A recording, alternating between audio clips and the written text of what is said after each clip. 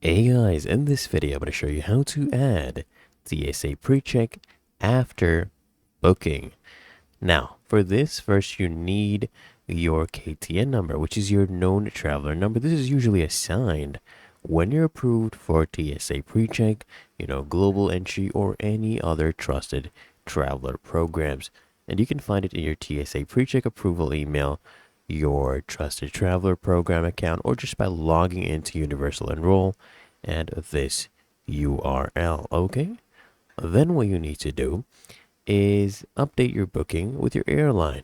So I'm going to show you multiple options.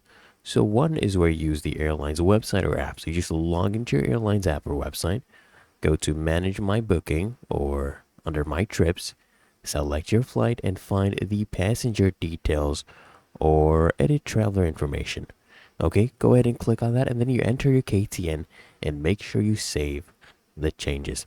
The other option is to call the airline's customer support. Basically, if you cannot edit the booking online, you just call the airline's customer support, you provide your reservation details and ask them to add your KTM with the system. So they have access to the system, they can edit things there.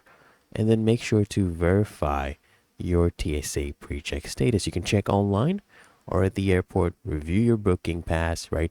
Look for the Tsa Precheck logo near your name. And if it's missing, just double check that your KTN and a name spelling actually match your Tsa Precheck records, okay?